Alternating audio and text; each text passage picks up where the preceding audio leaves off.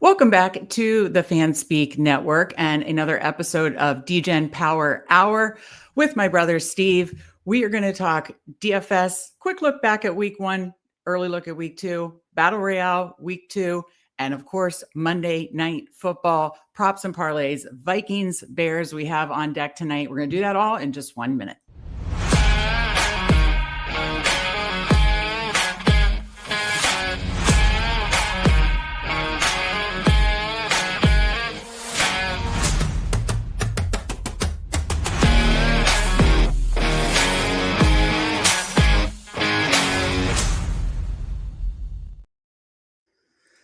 That's right. Football is back in our lives. Thank God. It wasn't the best week one for Steve and I, but football is back and I am so happy. And it's a long season. So we've got our guy Eddie in here, a little LFG, absolutely. Eddie, good to see you. Mike Robb saying, tell me it's going to be all right and things will work out. Yes, it's a long season. We're going to have bad weeks. We're going to have amazing weeks. We're going to have break-even weeks. I'm wearing a Victory Monday sweatshirt for the Washington win, but I have to tell you, Steve, I wish Scattaboo would have gotten in the damn end zone, right? Yeah. I mean, you were thinking about it too. Come on. I will say I enjoyed him getting that carry, and hopefully it's first of many goal line carries for him. Exactly. First of many goal line carries. You know, the Giants offensive lineman basically tackled him. So I have faith. But yeah, Mike, it was a rough week one for Steve and I too, but it's not over. We have tonight. I've already sent out our Monday Night Football props and parlays to the Substack folks. So I will, we'll be talking about that more tonight for sure. And of course, recapping again today, every Monday Degen Power Hour is going to be a look back at week one, a preview early look of week two for both DFS on DraftKings and Underdog Battle Royale, and then heading to the Monday Night Football props and parlays to cook up something good to end the week.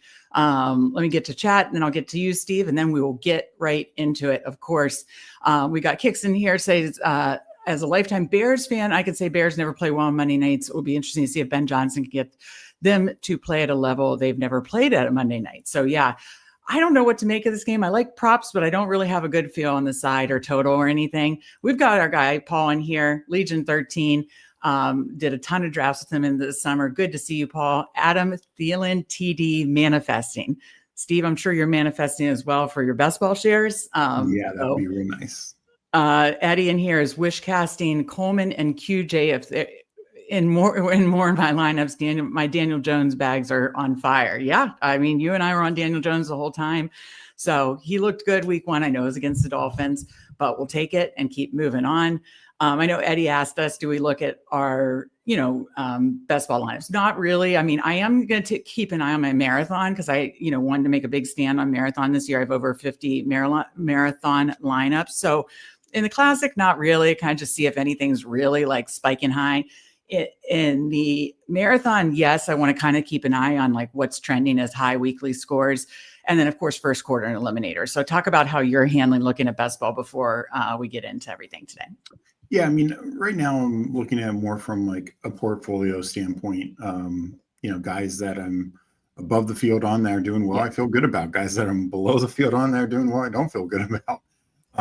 So it's and like vice versa. I have a lot of Kenneth Walker after yesterday. I'm like, ooh, that was not good usage. I haven't even eaten lunch yet. I'm starving. I've been at my desk all day, working on props and parlays for tonight, prepping for the show, but also looking at week one data usage. That's key to start making our decisions for week two. We don't want to just blindly be like, I like this matchup. Like we want to look at what was the usage, and maybe it's Fugazi, maybe it's not. But the Kenneth Walker one was one that I have plenty of bags on, and the week one usage was scary. We'll see how long that, go ahead. But go ahead. Let's talk about kind of looking through and obviously prioritizing eliminator. I do think giving some context, for example, with like a Kenneth Walker or say Terry McLaurin, guys who came back from injury, or McLaurin's case, like holding out.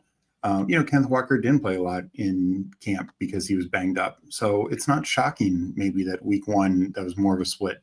If that's the case in week 10, then Kenneth Walker was a terrible price, and Charbonnet was the guy you wanted. Some of these rookies as well, like Scattaboo played 8 snaps. But he missed So, like 3 weeks of preseason. Yeah. yeah, but just rookies in general, like Tootin played 4, Caleb Johnson played 2, like, but we see this with rookies all the time. Like Yeah. Bucky Irving didn't play; he played more than that, but he didn't play much. First couple weeks last year, and they got more and more and more, and became the best running back, rookie running back. So, that's an important thing to keep in mind for things like best ball. Outside of these things, like the eliminator, which is potentially a 1 week thing, or the first quarter, which is week to week.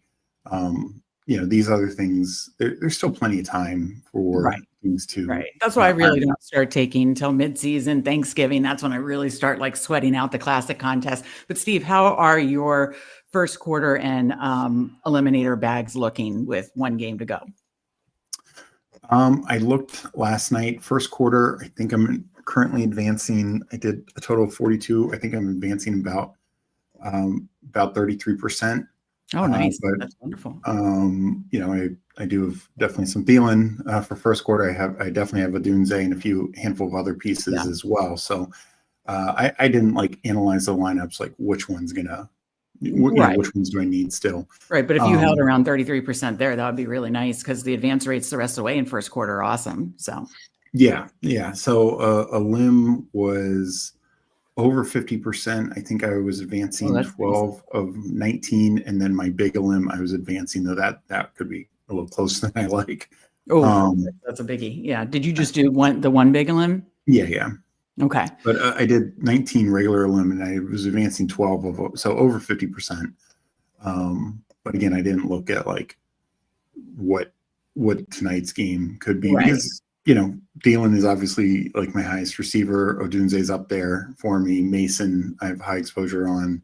Well, you told me, Thielen works out with JJ McCarthy in the offseason since that's his, real home. So hopefully that pays off tonight. We'll get to that in a minute. And as for these Monday Degen Power Hours, maybe we will add like 5 minutes of kind of portfolio, because that's what we did literally all spring and summer of best ball portfolio talk. And then, we are going to add shout out to Anna in our Substack left a great comment suggestion that we should do lineup reviews, and we will do official lineup reviews. Today, we'll just kind of talk through kind of the week 1, kind of mistakes or plays, the correct plays that we were on. But in moving forward, starting next Monday, we will do like an official lineup review, looking at Steve and I's, what was the right moves, and Steve and I's, best and worst lineup, and kind of where we can learn, sometimes it's bad beats, sometimes it's process. So we will start to do more Underdog portfolio review or portfolio chat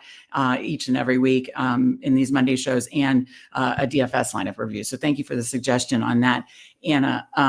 So before we get to the DFS week 1 early look, Steve, let me get to chat. But no, I know what I had to tell you before I get to chat, and then before we get to week 1. As far as both first quarter and eliminator, we have a couple sibling showdowns right on the cusp. So, and of course, we've got some Thielen in that. I think we have some Jordan Mason in that. May have some Adunze in that. Maybe one has Caleb. So there's a couple of mine. I was doing so well, speaking for me personally, in the eliminator.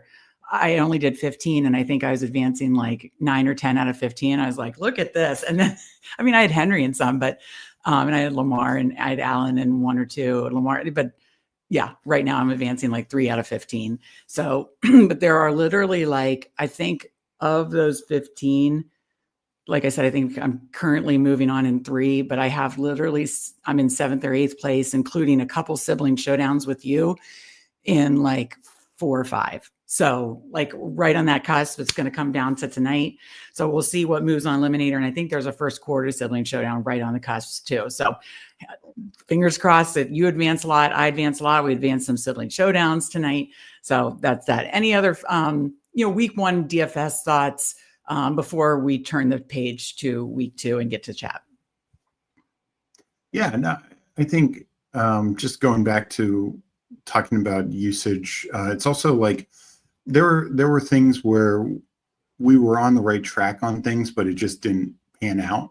For an instance, and they just didn't just it was the game that I was the highest on was the Falcons Bucks. I mean, Drake London had like 13 targets and he was injured for the last drive. Mike Evans actually out targeted Mbuka, but Mbuka got the 2 touchdowns. So, and Baker just didn't throw enough. But it's like, it was still the structurally right way. You know, we attacked the top receiving option on both teams. It's just the game just ended up dudding a bit too much. And kind of the same with the, Carolina Jacksonville game. Like, Brian Thomas, I don't know what was going on there, but, T-Mac had a good game in terms of targets and decent yards, but Carolina just couldn't score. They were bad. So, I just didn't understand the lack of Brian Thomas usage was a head scratcher for me. And that's what we are going to pay a very close attention to on usage. We were diving through Twitter threads and people, there's a lot of people on Twitter or websites that put out really, really, really good data. And Steve and I are going to be paying extra close attention to that so we can make sure our process is right each and every week. And you can't say that the work won't be there because it will. For me, I'm kind of bummed out because I was on Daniel Jones and even Aaron Rodgers to a certain extent early in the week. And then I kind of just was like, am I really not going to play them over Burrow and Trevor Lawrence and stuff like that, and it didn't work out. I should have stuck with at least Daniel Jones with that rushing upside, bad defense, but then I would have probably stuck with Josh Downs, and that didn't work. You want Tyler Warren's usage, by the way? Whoa! I mean, I called it in during the draft season. Could he be like Laporta and Brock Bowers the last 2 years? Maybe, but based on week one, maybe. So that looked really interesting. So there was definitely some, I think what was hardest for me is I had just a massive Drake May stand, and I had to look back at the games and the data on that, or look back at that game and the data on that. But obviously he got there yardage wise, but didn't get there on the ground. Only had 1 passing touchdown to Pop Douglas, but Pop Douglas didn't get anything else. So, that was just rough. So, we learn, we move on. And that's what this show is going to be about, is learning from the prior week and moving on as an early look to the next week. So let me catch up with chat, and then we will do that by jumping over to DraftKings and taking early look at week 2. So Eddie says, I hit a 6-game parlay, but bet had Lions won, I would have $5K plus. Whoa. I mean, then the tilts are real in the betting space, especially when it's like a leg here or a different parlay that, would have hit bigger. So congrats, Eddie, on a 6-game parlay. So Tim says Rodgers was on fire. Great call on stacking him late. He still has it. I agree. And I've heard people say, a second year removed off the Achilles, if he can stay healthy, I do think he still has it. So he was basically free, and we took advantage in best ball. Hopefully that pays off over the long term. Eddie says, Thielen TD 55 of 60. Let's make it happen, Stag. So he's putting it out into the universe for tonight. Tim, thank you. And again, we're going to have plenty that we got wrong, but I do hope when it's all said and done, that it's a lot more than we got right. He said, great call on avoiding Tyreek. Things have gone south in Miami. Boy, I always said it looks fragile, and I was nervous fading them week 1. Oh my! I mean, it looked real bad. McDaniel makes it. If he makes it to week 4, I'll be stunned. That is crazy. Connor and Pacheco bags are trembling. It's those we've still got time to see if that usage will pan out the way we want. Biggest surprise from week 1 usage. Mine is Browns using Rocket Sanders at the goal line. Yeah, I didn't even know that actually, because there's you're watching Red Zone. I need to go through. That's why I'm just pouring through data on Monday, Tuesday, pouring through data. We got our guy Felix in here. Good to see you, Felix. Good afternoon to you as well. Yes, we're all sharing the Thielen vibes here. Mike says, I could tell Steve's ready to bounce back. Look at the chest exposure. First draft for the ladies. I legit woke up with my son. When Hopkins caught the TD last night, such a rush, and then such a bad beat. Yeah, as a Ravens fan, I can't imagine the brutal bad beat that feels for.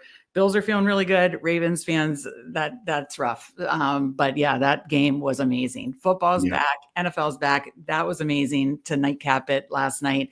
And just, even though it didn't work out from us from a betting and DFS perspective yesterday, we are determined that over the course of the season, it will. So we are going to get back to it here in a minute. Good to see Mr. Nick. I wouldn't stress about Connor should have a big week next week against Carolina. Yeah, it sets up. I mean, he still had, actually wrote it down. I want to say he had over 50% of the carries and stuff like that.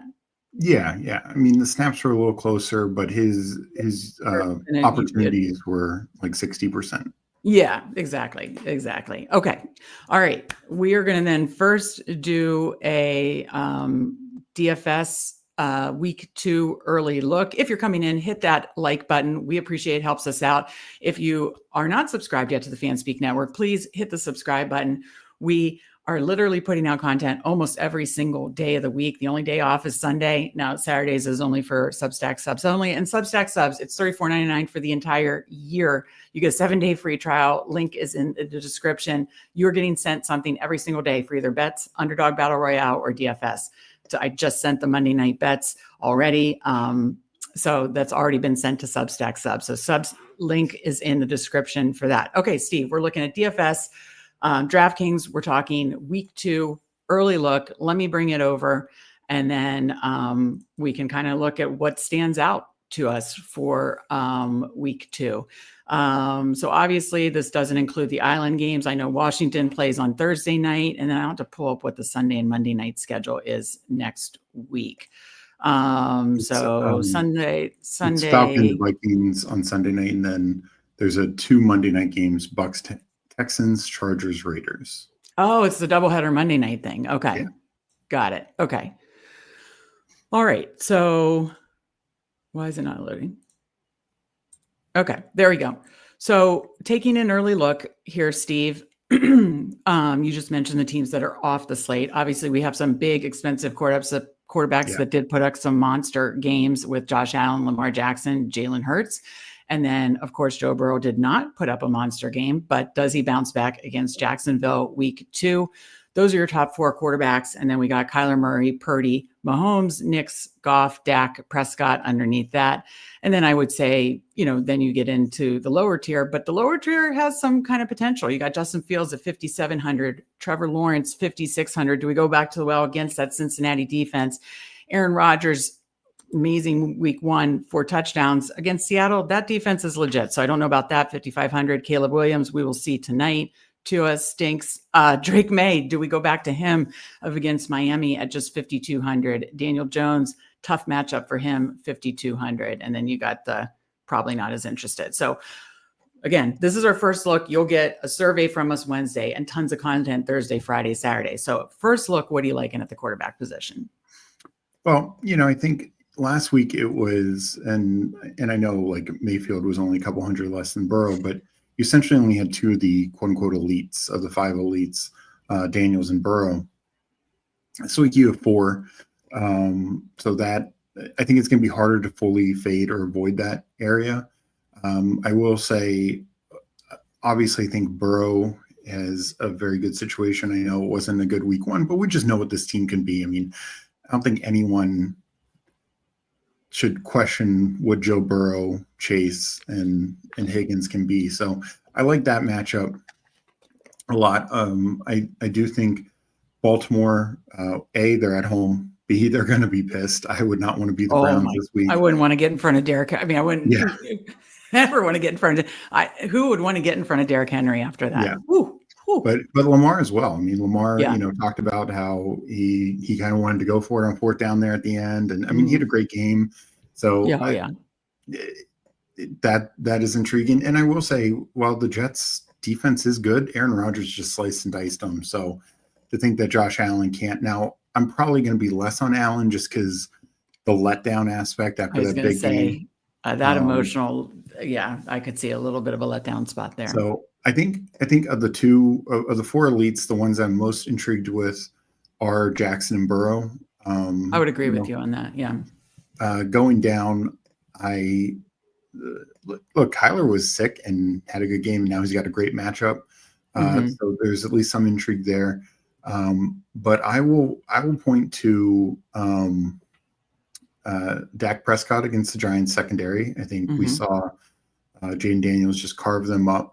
In Washington, they only scored 21 points, but they kept getting in their own way. They had so many penalties. They had, Jane Daniels at the end of the first half could have gotten a score.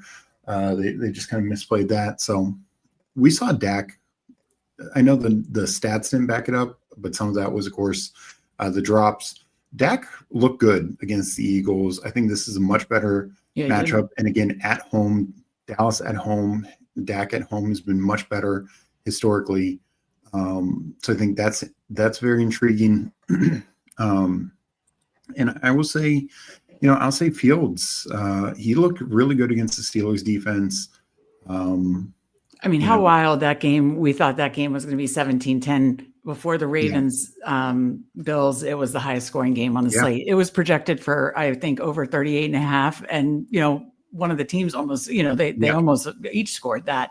So they almost doubled it. That was just absolutely wild. But Fields impressed me. And obviously, like Daniel Jones, Fields, all those guys that have, the rushing upside as well, 2 touchdowns on the ground too. So I definitely think Fields is in consideration here.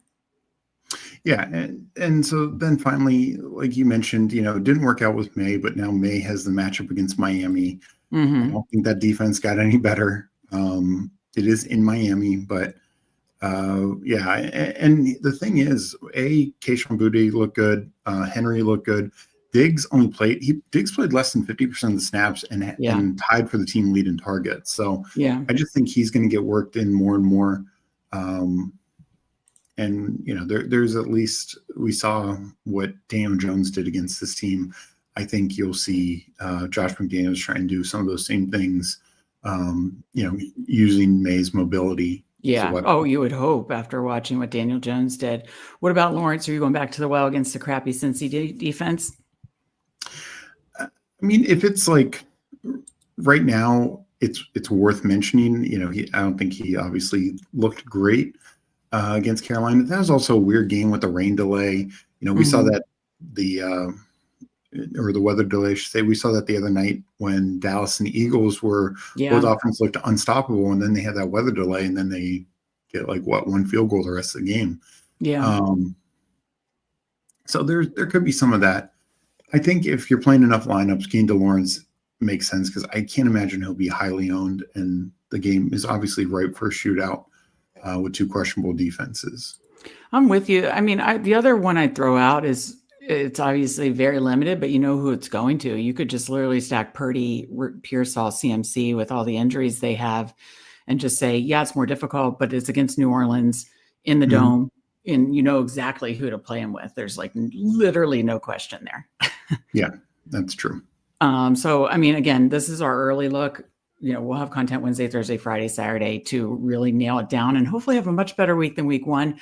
But early look, really liking Lamar Jackson, Joe Burrow, possibly Brock Purdy, Dak Prescott, Justin Fields, maybe Trevor Lawrence, Drake May is kind of where we're looking and where we need to go from. Running backs, obviously, Derrick Henry, you got to put the top of that list, being pissed after that game, as you mentioned. So definitely have a ton of interest in Derrick Henry.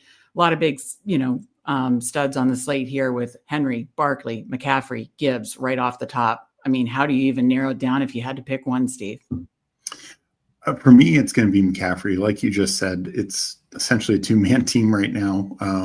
Skill position wise, I don't expect Kittle to be able to play. Yeah. I did way too many 2 tight end builds with Kittle this year. I'm so bummed out about that.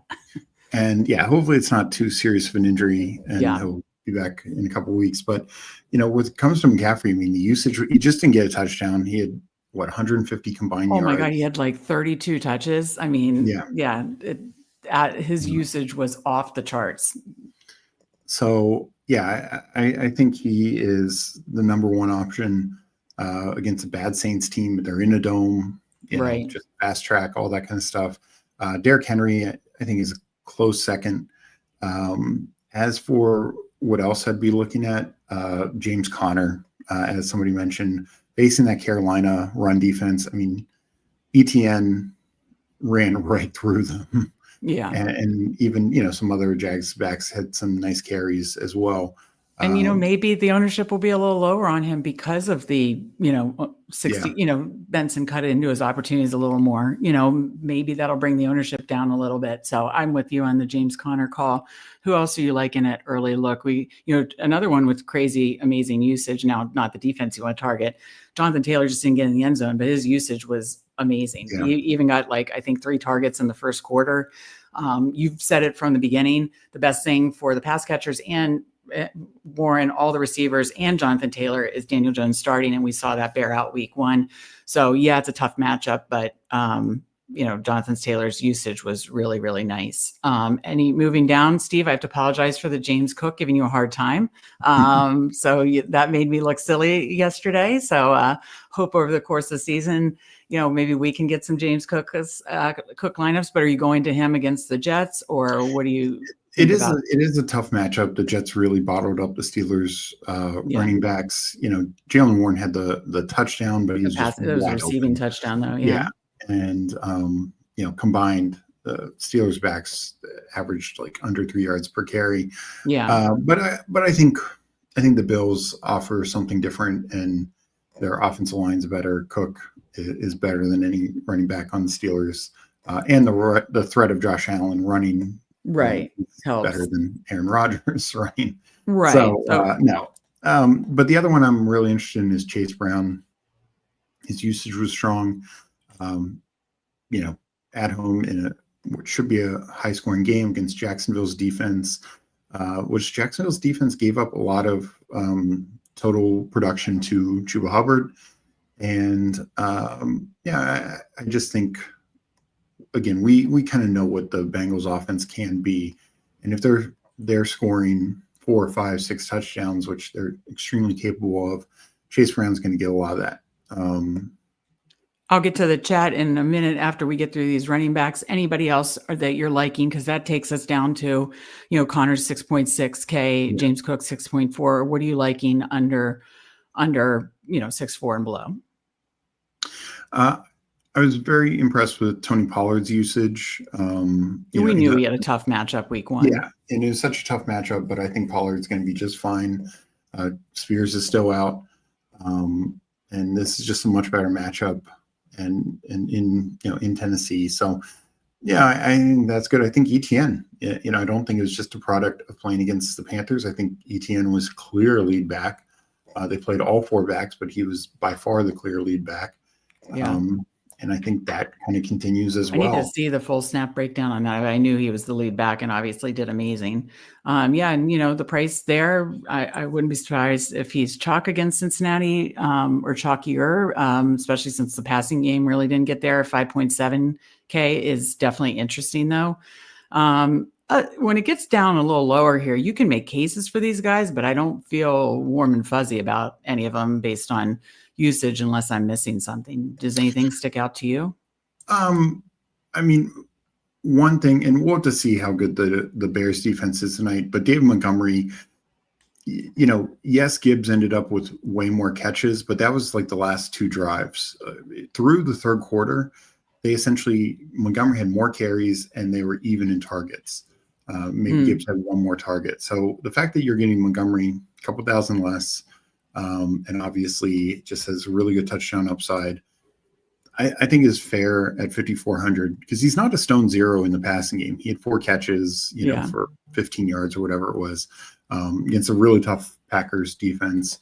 We'll have a better understanding of just how good this looks after tonight, I feel like. I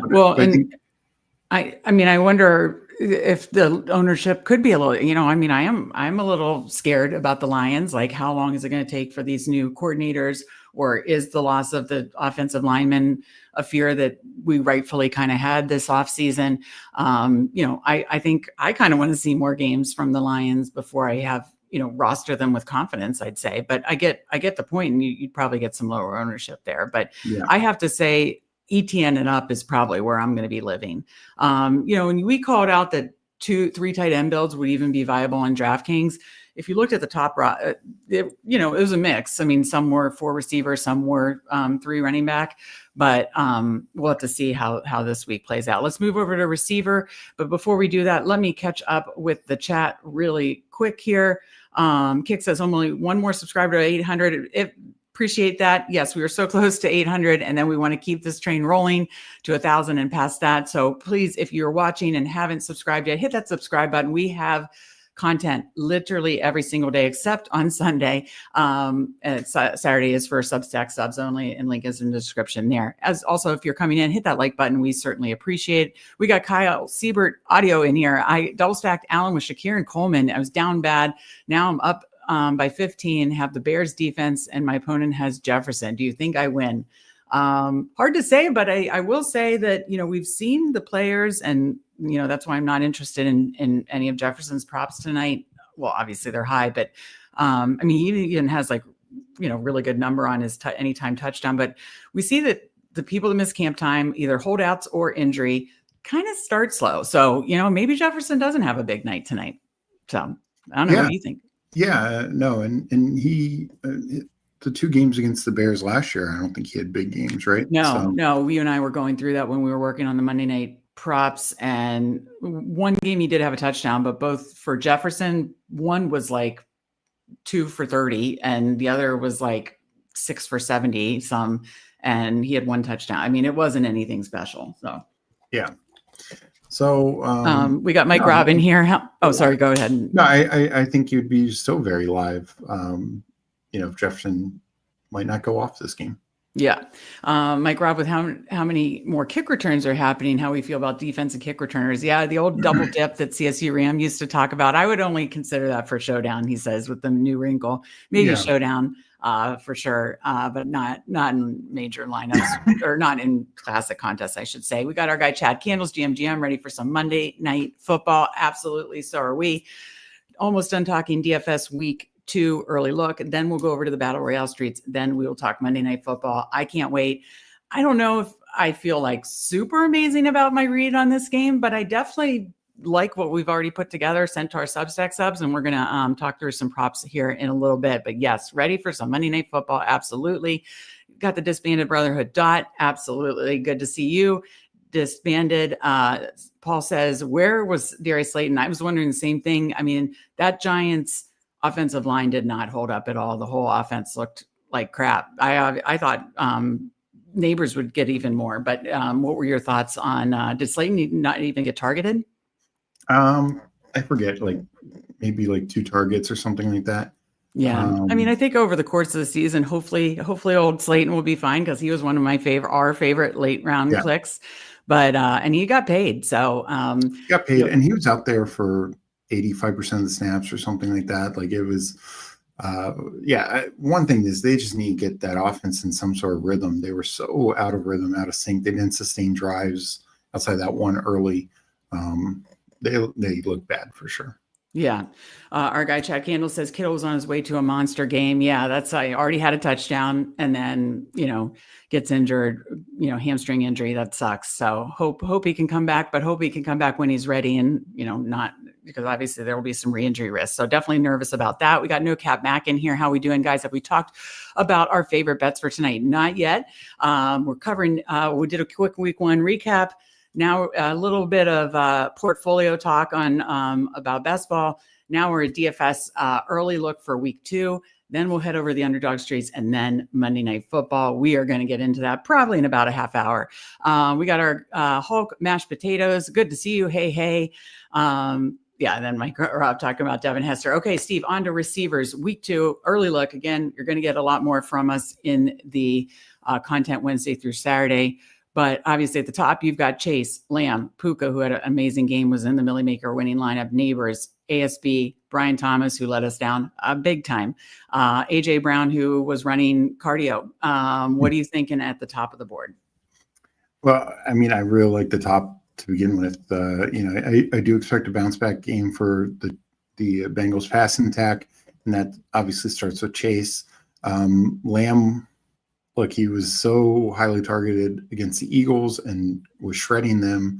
Should have even had a much bigger game. And now he faces a bad Giant secondary.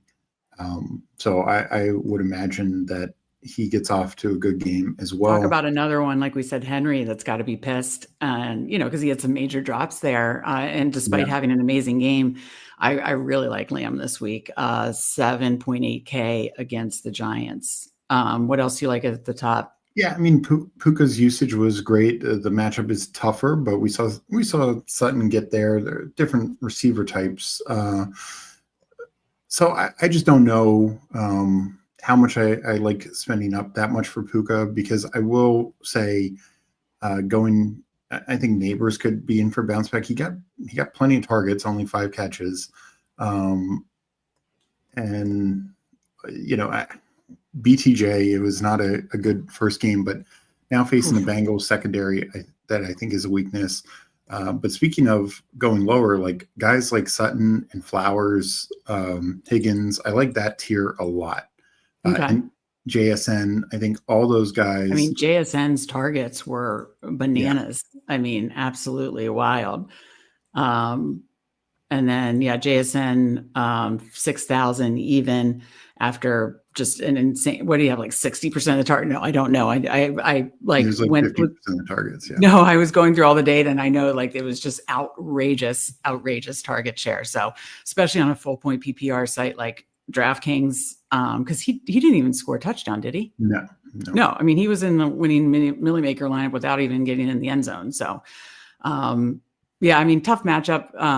Seattle defense is good, but we can see it a little more now that DK is going to be, the alpha there. Then you've got Devontae, Marvin Harrison, George Pickens. If you were looking into like a double stack or interested in stacking Dak in a different way, good old JMO. Obviously, Worthy's going to be out. DJ Moore plays tonight. Any in this middle range that you're interested in? I'm really interested in Harrison Jr. as well. You already mentioned Sutton, Flowers, JSN, but Marvin Harrison, found the end zone, had a decent week 1. I think he had 6 catches. Something like that. And had 70 yards, touchdown. Him and McBride, they're that offense. That's basically the usage I saw was basically the 80% of the targets are going to him and McBride, basically. So, I don't mind that call out of going back to Marvin Harrison against Carolina. What about anything else down here? You've got, like I said, under Marvin Harrison, Pickens, JMO, DJ Moore, Devonta Smith, Khalil Shakir, Waddle, McTet. And then, obviously Pearsall at 5,300. I would imagine he's going to be super chalky, but he's all they have as far as health in the receiving core. No, I think Pearsall will be very chalky, but I think he's worth going for. One other one, I would say Khalil Shakir. He is operating out of the slot. He will avoid Sauce Gardner. And he still had 9 targets in this matchup. He is still end zone to pay off. And most of these guys do. McMillan, same sort of thing. Like, we don't love the offense, but he got a ton of targets, a ton of usage. Should just keep rolling. What about Travis Hunter week 2? I think he was on the field plenty. He got a good number of targets. He had 8 targets. I didn't realize he had 8 targets. I knew his usage was good as far as routes run, but like some good. He ran 27 of 32 Trevor Lawrence routes, so that's nice usage. Yeah, and like the other thing is that one that Lawrence threw an interception on. Honestly, he was wide open. Lawrence, it was just honestly just a hell of an interception. The guy jumped up and made the play on it. But Hunter was wide open. He would have probably scored on that play. Then you got Hollywood Brown. We got Pittman. What else are you thinking? Definitely like Pittman. Even in a tough matchup, I think they're going to have to throw the ball a fair amount. Coleman will probably get a lot of Sauce Gardner, so that's a little concerning. This range against Miami. Yeah, it's tough because, again, he was out there for a number of routes, but only like 50% snap share, under 50% snap share. But he got a ton. He got 7 targets and 57 yards. So. Yeah, it's kind of taking a leap of faith that he'll see more and more, and then he'll be paying off those snaps, basically. Yeah, I mean, in terms of value, and after tonight, maybe he ends up being super chalky, but Roma Dunze, only 4,800. Yeah. Against a Lions defense that did not look great week one. I think that's a really good option. All right, so let's keep it going. Anything else that? Keishon Boutte looked really good week one. He's cheap, 4,500. Maybe Diggs ends up eating into him a little bit more. Tillman versus Baltimore. Tillman outproduced Judy, which was something you kind of called all off season. So yeah, he had 8 targets. He got the touchdown. Right. I think Ravens secondary is much better than the Bengals, of course, but look, there were holes in that Ravens secondary last night we saw. So yeah, any other quick hitters down here? Yeah, I think it depends on how deep you're going. Like, I don't think it doesn't from just again, this is an early look. I don't think from an early look I'm seeing much under really under that. What did Leggett do? He didn't really do anything, did he? No, he had 6 targets, maybe 7 targets, but only had 10 yards. So he did very much Xavier Leggett. For me, I mean, maybe Douglas gets more involved in the 3 wide receiver set. He did get the touchdown, but nothing in the yardage game. So, obviously the who you stack with May if you want to attack the Miami secondary.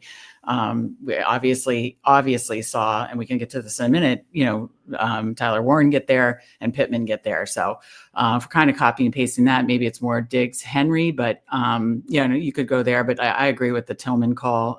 But I don't know that I'll go much under that. So I think that wraps it up for receivers, unless you had any other major early. One other person I'd shout out would be Troy Franklin, 3,700.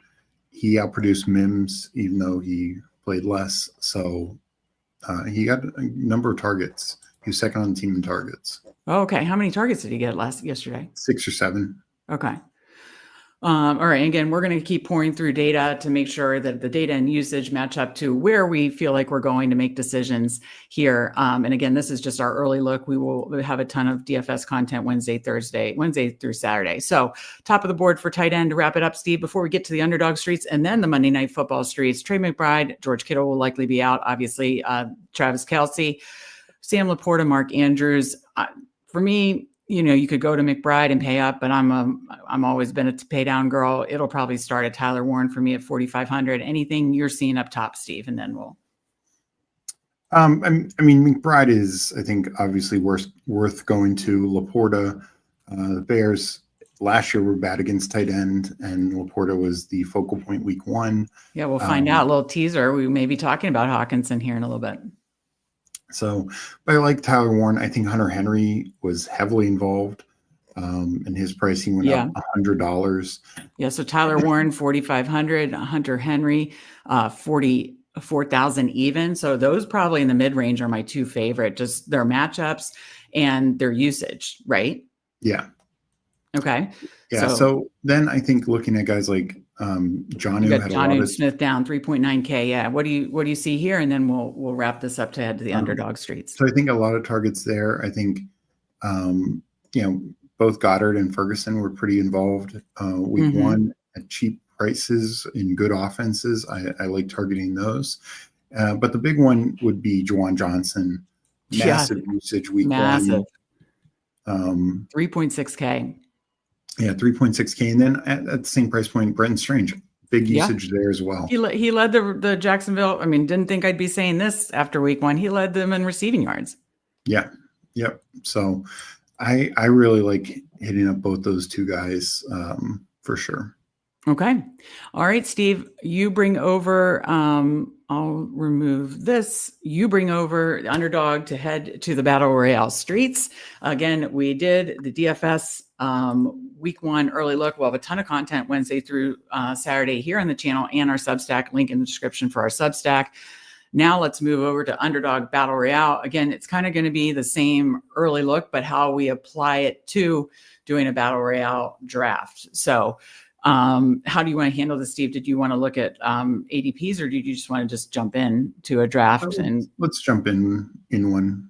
All right. If you want to join us, we're jumping into the Battle Royale draft right now. So head on in if you want, or just watch with us. But again, we appreciate you watching. Hit that like button. Make sure you are subscribed to the Fanspeak Network, and a free week trial on our Substack. And we send you something every single day of the NFL season for bets, for DFS, for Underdog.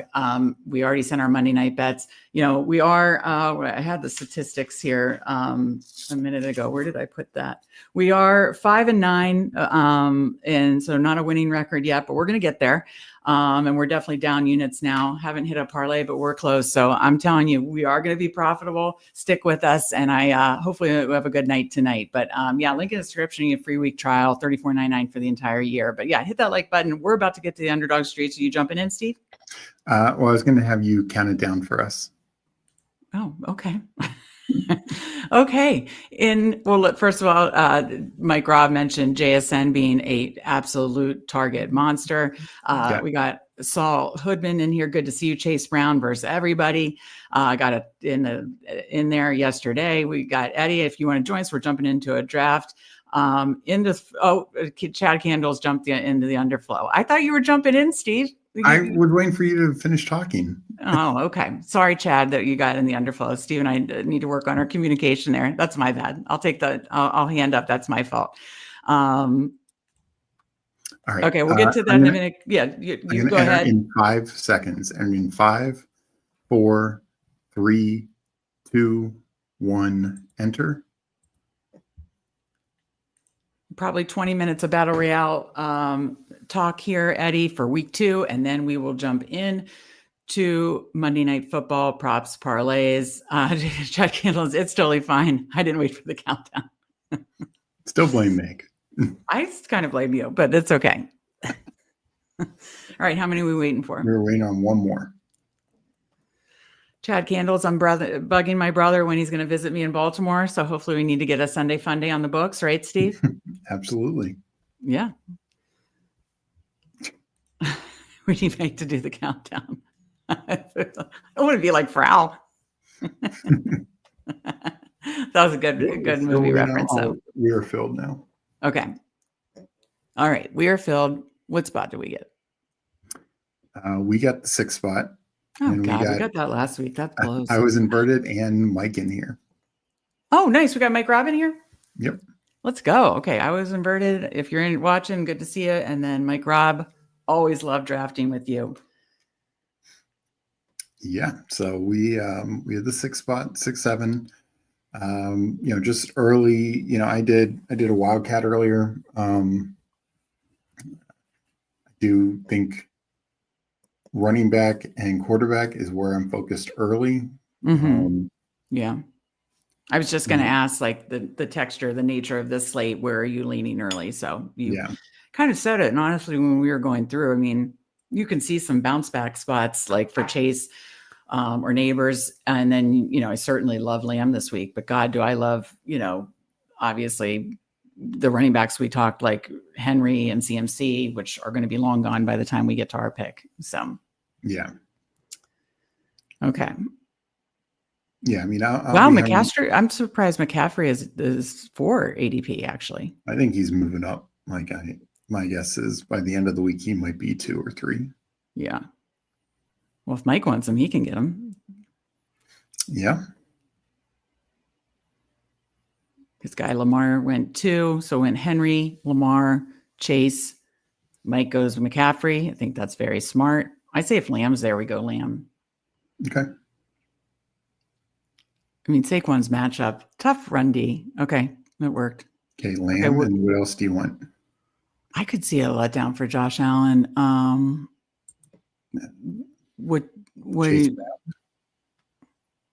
Yeah, I guess. What's his ADP? 11.3, I think. Unless you want to go with a bounce back spot for Brian Thomas. I don't mind that. I'll let Lamb go. I think Brian Thomas. The other thing would be Trey McBride. I mean, Steve, when are we up next? When did he come back to it? No, he wouldn't come back to it.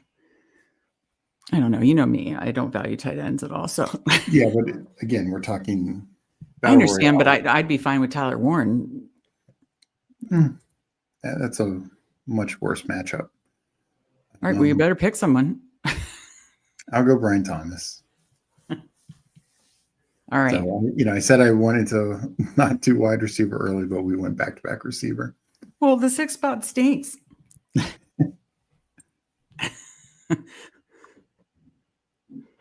It does. Let me say hi to the chat while we're waiting. Keep me posted when we're back up. Yes, I totally messed up the countdown, but keep us posted how your underflow draft is going. Chad Candles,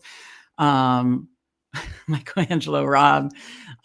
We got Best Ball and Colin here in for a quick listening in the background. Thank you, Best Ball Call. We appreciate that. If you haven't already, please hit that like button too. Saul says, I did my Monday, Thursday night single entry and a guy took 101, took Daniels. So he got a Justin Jefferson at 2. Yeah, we slammed Lamb. I like it. Puka at 11 feels like generational wealth. So we did pass up, or no, did he get that, I guess? No, well, I don't know what he did in his draft, but we passed up Puka. Oh, yes. Okay. So here I would go, no, yeah, we didn't get one of the Cincy receivers.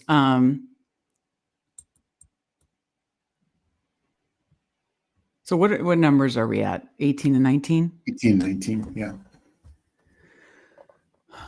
Do you want to do your guy, James Cook? Yeah, I'm fine with Cook. I think Kyron is good also. Yes. Why not? I don't know. He's got a good matchup. Who are the other? Hit the running back tab so I can. Could you just hit green really quick? It's Achane, Cook, Kyron, Brees Hall, James Conner. I'd be fine Cook now and Connor later. All right. Well, who do you want it with the second pick? Could you cue Cook so we don't miss it? Okay. Is Tyler Warren going to come back to us? No. Probably. He could, but I'd do Laporta way above Warren. Okay.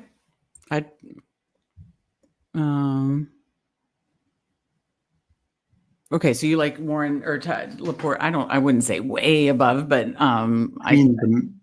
he probably has one of the best matchups, and Warren. Okay, no, that's a good point. I keep forgetting that Indy plays Denver, so I'm fine with that. Okay, so 0, 1, 2, 1. So yeah, we're basically focused on running back, quarterback, unless the receiver falls. I will say if a Ricky Pearsall falls or something like that. Running backs, I'm interested. James Conner, could you hit that just so we could at this point queue up a couple that we like? James Conner, ETN, Kyron. That's it. Hopefully we get at least 1 or 2 of those, right? Yeah. You mentioned Pollard, but. Yeah, I like Pollard. I think you can make a Monty case. I think Alvin Kamara, I'm not so worried that he only got 2 targets.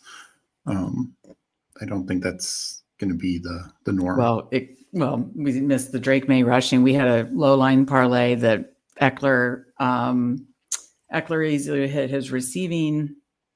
Somebody else easily hit. And then Drake May did not get near his rushing, and Alvin Kamara did not get near his receiving. And that shocked the hell out of me. I thought Kamara was going to have 50 plus receiving. Well, they only threw to him twice. And I think going forward, I think Kamara, he had 14 carries. He's clearly their lead back, right? By a mile. So, and also goal line work. So, how do you feel about 2 Jacksonville here? I know that's not usually the move in this. Yeah, I don't think it's ideal. I do think. Can you check and see if Ricky Pearsall's still there? I don't think I would. He definitely is. No, somebody took him. What did you type? There he went. Jay Fish. Okay. But there's receivers, but running backs just. We saw it this week. Could you have found 3 receivers? Yeah, kind of. But running backs just get more touchdowns, more, all right, more opportunities. Yeah, nobody was, they still what's his, excuse me, Jarquez Hunter was a healthy scratch, and Corum got like 1 carry. So I guess. Yeah, I think I'm good with Kyron. And then at quarterback, where do you want to go? Can you hit the quarterback tab only? I would say scroll down for May in this in matchup. I mean, he's got the running. We don't have any. We could do Dak with Lamb against the Giants. Oh, I forgot we had Lamb. Okay, that's right. Then yes, Dak definitely. Sorry, I forgot we had Lamb. That's my bad. Yeah. So all right. Yeah, so I mean, I think May is fine, but I think Dak read the team for this one. Then I'll catch up with chat. Then we can do one more before we head to the betting streets. Quarterback Dak, running backs James Cook, Kyron Williams, receiver CeeDee Lamb, Brian Thomas, and then tight end Sam Laporta. Okay, how about we'll do one more and we will count it down, but not before I get to the chat first. I like that. Maybe we can do one more, see if you want to go a little earlier, quarterback and or running back. Mike says, I am already 0-3 and getting any Ravens in the first round. Well, I do like McCaffrey as your first round pick with that, but I understand wanting to get Henry or Lamar this week for sure. I got Juan in here. Titans D was actually pretty good against the Broncos. So you were meant talking about that. I wish Battle Royale had defense too. Oh my God, I'm so glad it doesn't have I struggle with the defense. Defensive calls. I mean, like I was in on Steelers defense this week and that did not work at all. Though I was in on the Colts defense. That totally worked. We got our guy Sean Mitchell in here. GM already have done a few BRs. Also interested to see where you guys are at on them. Good luck. Thank you, Sean. Yeah, we just ran one. Steve was talking about spending up for quarterback and running back. We did not. Still like the way the team turned out, but let's do one more. Maybe we can flip the build a little bit there. Hoping after the statement on the Titans. Oh yeah. Did you see that about how the Titans coach Callahan didn't know that one rule? Yeah. That's whoa. Yikes. Eddie, I hit my picks last night. I should have taken the over on all of them. Yeah. Well, I shared the parlay on the one I shared in Substack. I did, Derrick Henry, Allen touchdown, Henry 90 plus. Henry almost doubled that rushing, and they each got 2 rushing touchdowns. And I did an alt under for that anti-correlated. Should ditch that because there was like a jillion points scored and just done 2 touchdowns or pushed Henry more. But yeah, we got our guy Spread in here. Good to see you, Spread. Spread and Tyler will be on tomorrow at I believe 7 p.m. Eastern every Tuesday. NFL betting card. Always love to see that. He just went into Pearsall. Yeah. Pearsall Scatterboo. Let's go. I'm going to try to get in this next one. Sounds good, Sean. Okay. I will count it down, Steve, if you want to put it up. I mean, I can count it down, but I just want to. You were giving me a hard time that I didn't count it down. Okay. Steve's counting it down. All right. I'm going to be entering Battle Royale week 2, entering in 5, 4, 3, 2, 1, enter. And snap field. So. Well, maybe Sean got in the beforehand. Is he in there? Nope. Okay, Sean, we were very sorry about that. We were 0 for 2 getting, no, we're not because we got Mike Robin here. So we're 1 for 3. He said, yes, we are very sorry about that. Okay, my rug was pulled. Okay, so we got Mike Robb in the first one, but we missed on 3 others. So we did our best. We're very sorry. So we don't know anybody in this one, Steve? Not that I'm aware of, no. Okay, we are very sorry. Hopefully in your ones, Chad Candles earlier, Sean and Mike in this one, your drafts go well. We are at the 4 spot this time. Yeah, let's queue up some running backs and quarterbacks. I like that look. One of these guys will follow us. So who's after Saquon? I know there was, it was Henry McCaffrey that we talked about liking up top. Yeah, then Lamb, Allen. So all right. Goes McCaffrey 1-1. Like you said, I think he's going to go high. That's why I think Mike Robb gained him at 4 was awesome. Okay, good. We get one of these 2. Perfect. So Mike, we're getting what Mike Robb wants. We're getting one of the Ravens. I like it. And which one? It's Henry. That's fine. I think he's going to be pissed. Okay, at 9, coming right back up here. If you want to go double, I mean, what do you think about Gibbs against Chicago? No, Don't love it. I think his price is too high for him splitting the role. You wanted Chase Brown earlier. Do you want to go Chase Brown on this one? Chase Brown just went. Let's go McBride. Okay, you wanted him earlier, and I talked you out of that. That's true. Yeah. I want Tyler Warren. The matchup against Carolina's defense. Against Denver. Yeah, you're right. Well, Trey McBride against Carolina. I know. I know. I know. And I know. He might have more touchdowns in this game than he had all last year. Not that that's a high number, but. True. Okay. Back up at 16. I mean, if Neighbors falls that far, I'd have interest there. So we're done at tight end. I mean, yeah, you could go back to Puka, Neighbors. Okay, Puka goes. We already did Brian Thomas. So I think mixing it up is fine. Okay, Neighbors goes. What do you like?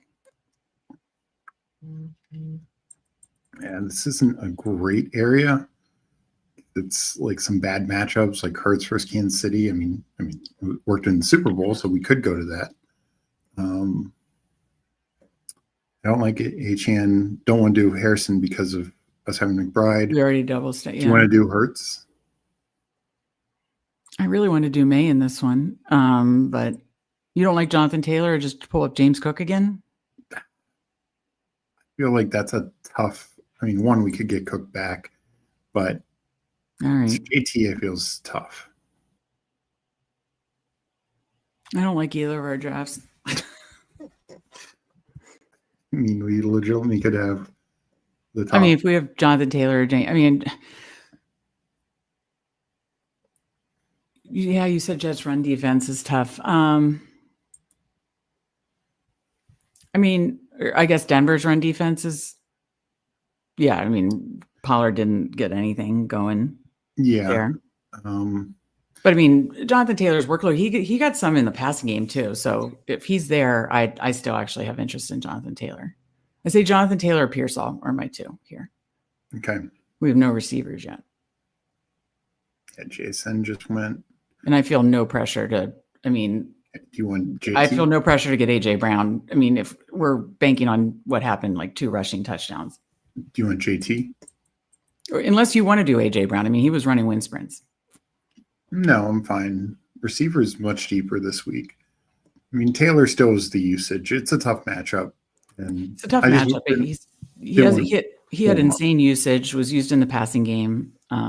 So I like getting 2 running backs, and now we just focus on 2 receivers. So I'd cue Pearsall. You mentioned Flower. Though when you have Henry, I don't feel like you go rushing in unless they are going to score 40-some again. Tet, Pickens, if we want to get the other side of that. Yeah, there's plenty of receivers. I don't know if we need to go Pickens. I think there's better options than Pickens, like DK or Sutton. Oh, Mike Robb, we appreciate you. He says, honestly, it's better now. I can listen to the great nuggets. I don't know if Steve and I aren't. Yeah, Mike Robb's in the draft streets thread. Absolutely. He's a draft machine. So we'll get one of Pearsall or Higgins. Which one do you prefer, assuming we have a choice? Pearsall just because of need. Like, yeah. Maybe we get both. I doubt that, but there's only... I mean, this guy could take a third receiver, but C-Train is 2 picks, and imagine. If Higgins goes, I mean, you could do Flowers and Henry, but you're basically, I think, in Battle Royale saying this player is going to smash and be unless it's like some massive. You're going to need the Ravens to score a crap load. Wow, Higgins did come back. So wow. Okay, I'll go there. I was going to say Pickens would be my backup. Yeah, no, I'm very happy with that. Like, we didn't pull up anyone in there, or, like have any pull-ups, obviously, but I like this draft. All right, read it off. Jalen Hurts, Derrick Henry, Jonathan Taylor, Ricky Pearsall, T. Higgins, and Trey McBride. Yeah, we got some nice falls there. I mean, I wasn't like pressed for Jalen Hurts, but on this one, not stacking. We're just banking on him doing what he did last week and maybe more, in the passing game, but not enough for the receivers to get there with him. So I know we got some really nice falls there. I like that team. Let me catch up with the chat really quick before we move over to the bets for Monday Night Football. Of course, Best Phone Call says Meg is definitely not Tyler Ward filled. Oh, I am. Especially after that week 1 usage and performance. He was 7 for 76, got a rush too.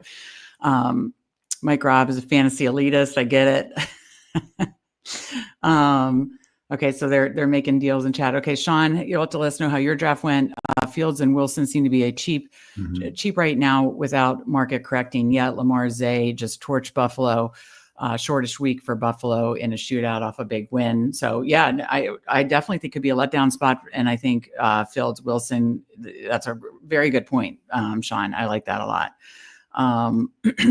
Meg is not going to go all in on Warren when he is the tight end version of Scout. It was kind of crazy. I mean, I was trying. Thank you, Juan. He likes our team. Now Meg loves it. Got to let the draft caterpillar bloom into a butterfly. All right. I am going to pull up.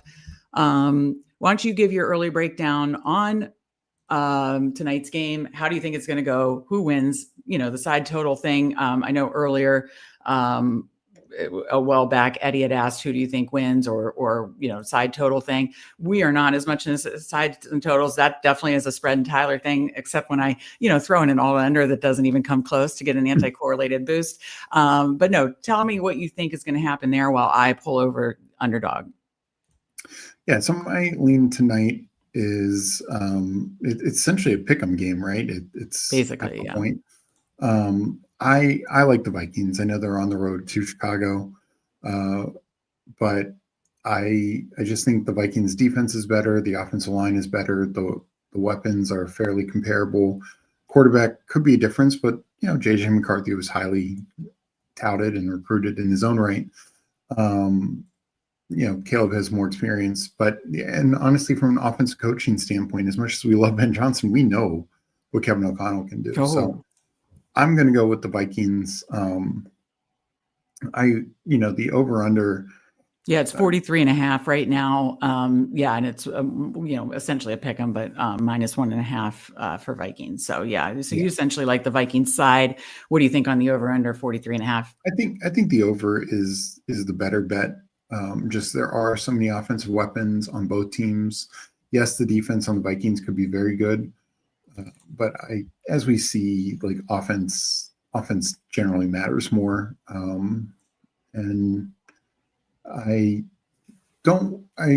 have a slight worry that the Vikings start slow just because they didn't really play much in the preseason. And of course, guys like Justin Jefferson coming off an injury and that kind of stuff. And of course, no Addison. But overall, I like the Vikings and I like the over. Okay. Vikings and the over for Steve. I'm pretty much probably with you on that, though. I mean, if you want to get crazy with an alt under, I think it stays below like 51, 52. So I think 51 under would be a viable bet. I'm not saying I'm doing that tonight after I got burned by that last night, but no. But we are here to talk props and parlays. So obviously we did already send it our Monday Night Football props and the parlays out to our Substack subscribers. So if you are a Substack sub, you will get that. We put in 2 parlays because there is risk-free on both sites, FanDuel and DraftKings. There's a boost on FanDuel as well. So we sent a FanDuel boost parlay. We sent a risk-free DraftKings touchdown parlay. And we are going to build a parlay at the end of this. But before we do that, Steve, so we're saying we're leaning Vikings, kind of like maybe between 45 to 50 points scored, give or take. But who are you liking prop wise in this game? I'll go to you first. And by the way, let me say a quick hi to Stephen WC. Good afternoon to you as well. No Cap Max says, as far as props go, I like Hopkinson yards and receptions. Aaron Jones receiving yards seems like a good bet. with McCarthy liking checking down. It's like you listened to Steve and I talk earlier today. I have to say that we're right there pretty much in lockstep. But why don't you talk about some of the props you like, Steve? Yeah, one of my favorite, we'll get to some of that shortly, but one of my favorite is Rome Odunze at 50 yards or touchdown. I think Rome takes over as the true number one on this team. Right now, Zacchaeus is going to be operating on the slot. Burton, I'm sure we'll get a handful of snaps. But Zacchaeus is going to be the primary slot. DJ Moore is out there, but we saw Rome Odunze in the brief time together with Caleb in the preseason. They had a nice little connection. A lot of good buzz from them in the in camp too. In the camp.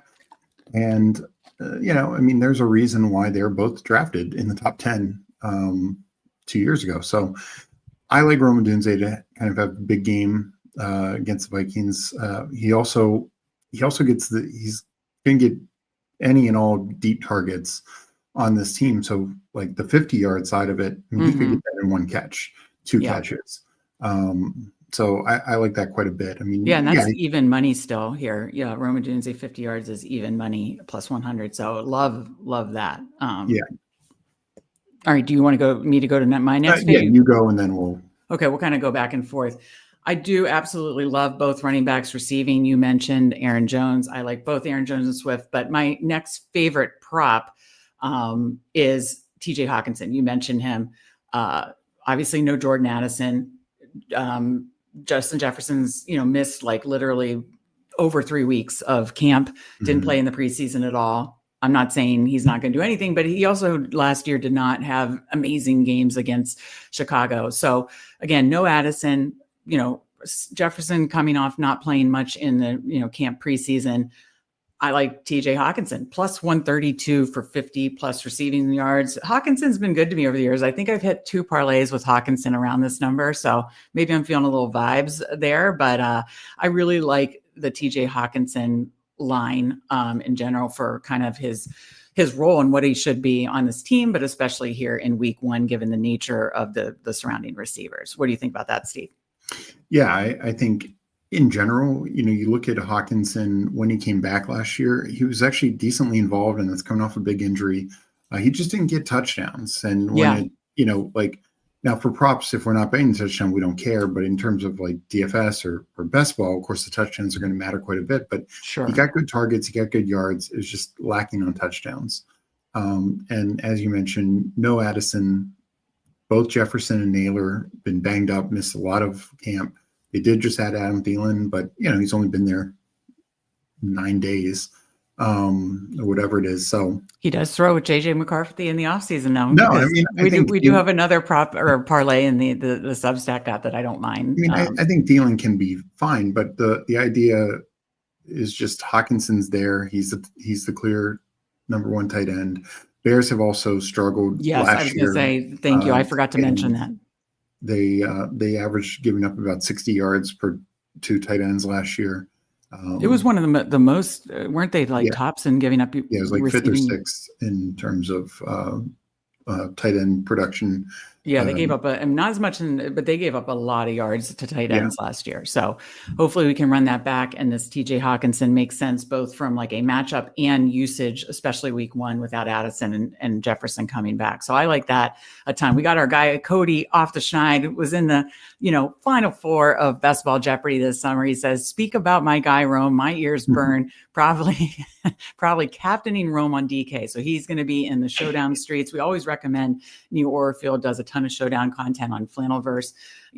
I've had Steve and I both, mixed it up in the showdown streets a little and had some success, but by no means are we showdown experts. And so that's why we don't do that particular content, but I'd highly recommend Neil for Flannelverse and his showdown content. So good luck in the showdown streets tonight, Cody. We're on Rome's props. Let's hope he gets, and little hint to our touchdown parlay. We're on Rome to find the end zone too. So like that, good luck to you in the showdown streets tonight, Cody. Okay, Steve. So, we like Rome 50. We like TJ Hawkinson 50.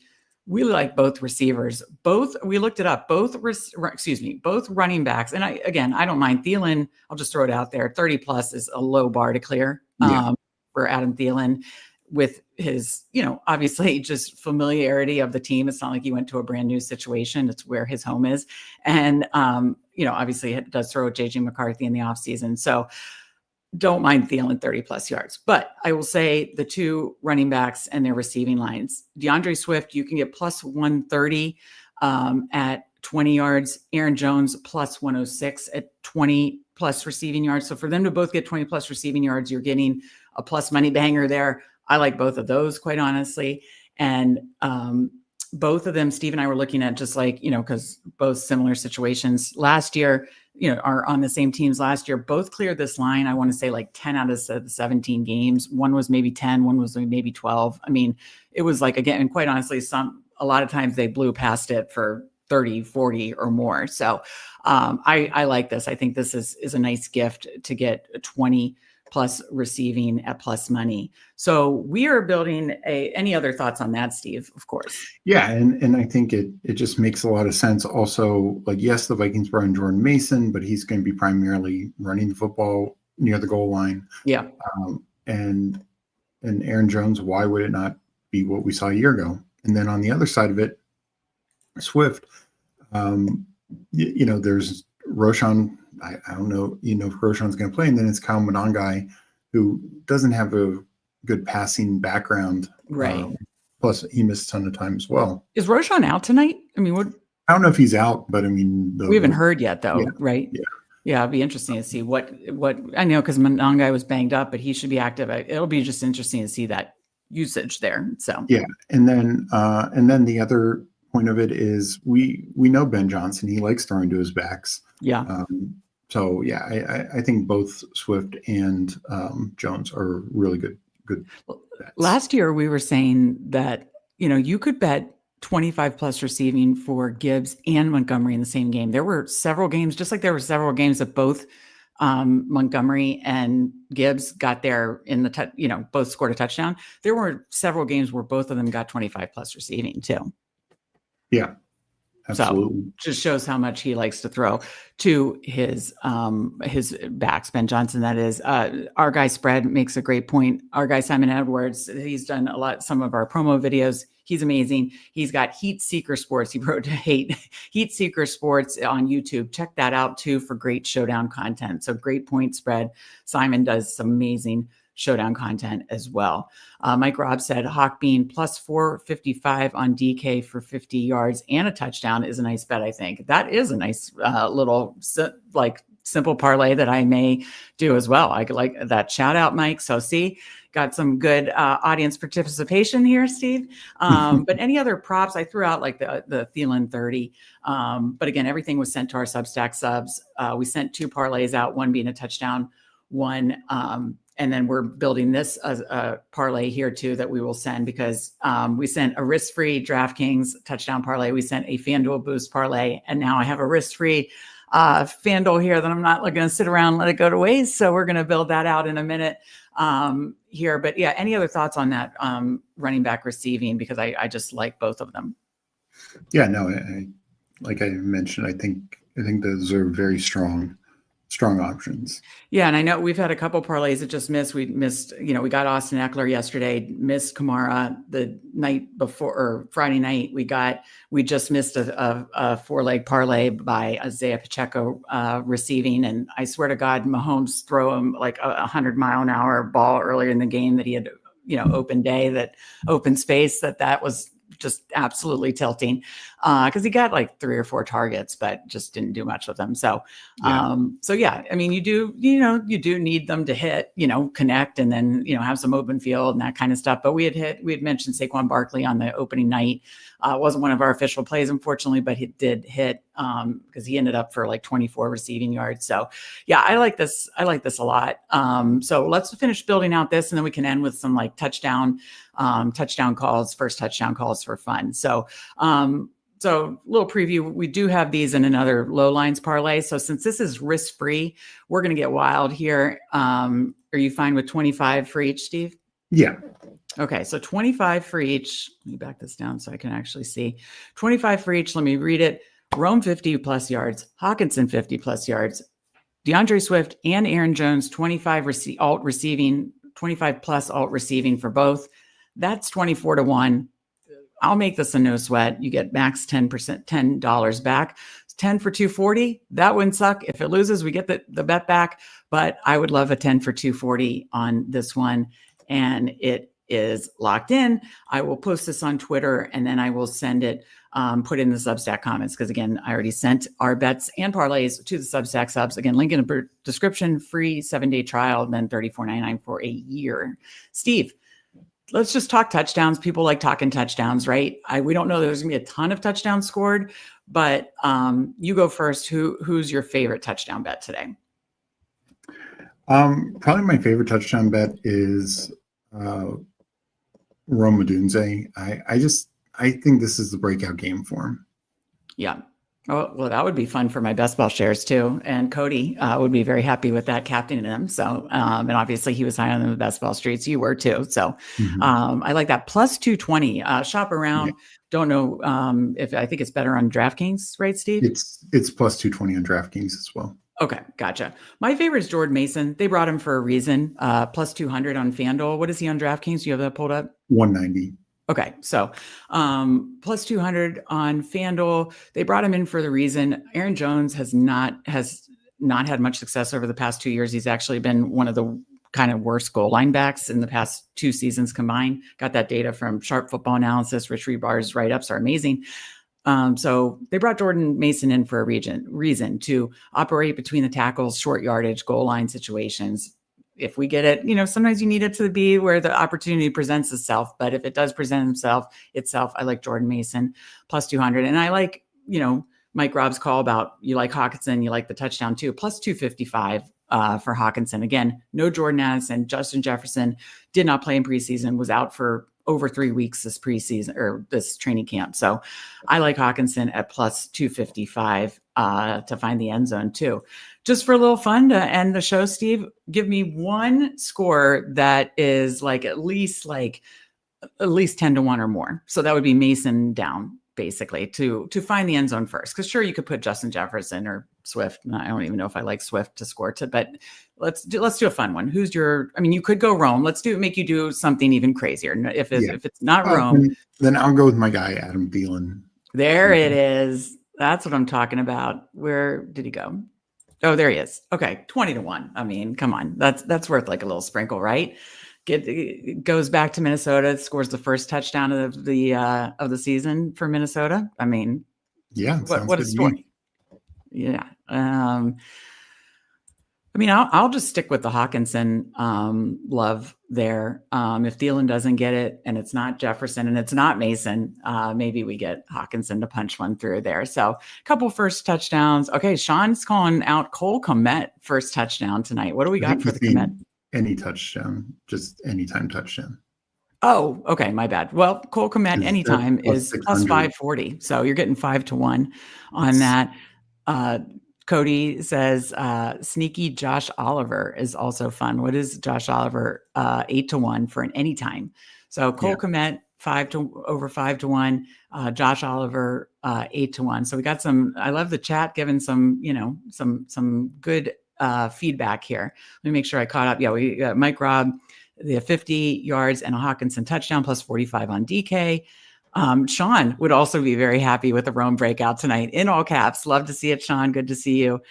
Very happy with my best ball shares. 30% Rome, over 30% Rome in BBM. Love to see it. Hopefully the Rome breakout happens for all of us then. Thoughts on QB's rushing yards? We talked about that actually, Steve and I, and I don't know that I'd really mess around with JJ McCarthy yet. We just don't, first game, so I know he's got it in his bag. He did it quite a bit at Michigan, right? Yeah. I just don't know that I'd do it for the first game. Now, Caleb, definitely, he hit his over, I want to say 9 or 10 of the 17 games last year. So I definitely think you could consider that. Steve and I did consider it for a parlay earlier or a bet, but we didn't land on it just because new coach, new season, maybe it's a little more structured and that's not going to be, or maybe he'll want him to do it more and it'll be a bet that we want to do, but I want to see it first before I bet it. So I will say I thought about it, did not bet it, but I definitely think you could consider Caleb rushing. And then, of course, we got the Cole Kmet anytime touchdown, the Josh Oliver touchdown call. And Sean did bet Cole for the first touchdown. Cole Kmet first touchdown is 25-1. So it's fun to have, some feedback. Mike says, thanks for the great content. Appreciate how much you two put into it all. Thank you, Mike. We appreciate that. I have not eaten lunch yet, so that's a nice thing to hear when I'm starving and I'm losing my voice. But no, we appreciate that. We appreciate all you, just show that appreciation by hitting that like button. Make sure you're subbed to the Fanspeak network, because we're putting out content almost every single day. And of course, subbing to our, Substack subscription, you do get a free week trial and just $34.99 for the whole year. No Cap says, yeah, I think it's smart to wait and see how much they scramble or if it'll be more design runs. Yeah, I think so. Fun stuff is always good luck. Good luck. Hit that like and sub. Yes, thank you, Sean. You said it too. So I think we covered it here, Steve. We covered touchdowns, first touchdowns, props we liked. We built a parlay. It's risk-free on FanDuel. I'll post on Twitter, put in the comments of the Substack posts. Already sent our bets to Substack and parlays to Substack, but we talked about it all. Any final thoughts for tonight's game? Yeah, no, just thank you all for joining us, and good luck to everyone. I think we should see a good game tonight. I'm excited to see Ben Johnson and how that goes, and also excited to see JJ McCarthy kind of his NFL debut. Regular season. So I'm excited for tonight. Obviously last night's game was just epic, and just shows, NFL's back. So it's fun and exciting, and looking forward to a nice, fun season. I loved retweeting all the tweets about NFL is the greatest sport ever. This is the greatest ever created. How did we do without this for this long? It's back, just so many pumped up tweets that I was just retweet. I was like that GIF or meme where it's the old people at the casino just hitting to hit the slots. That's why I was I'm so happy NFL's back. Bummed out that week one hasn't been great so far, but maybe we have a great night tonight, and we are determined to, as Mike said, look at this data. We'll put in the work to make sure we get some results here. It's coming. Hopefully have a much better Monday Night Football and week two. Good to see you, Peanut Punch. We appreciate you and everybody in here. So as Steve said, good luck for tonight, on tonight's game and week two content. This was the first of it, but it's going to keep rolling. Tomorrow, NFL betting card. Wednesday, Battle Royale. Thursday, another Degen Power Hour. Friday, NFL or prop party, and then Degen Dads at night. Saturday, Substack only show for DFS best plays. So we have you covered. It's rolling on to week two. Have a great end of week one tonight. Enjoy the game. For Steve, I'm Meg, and we will see you next time.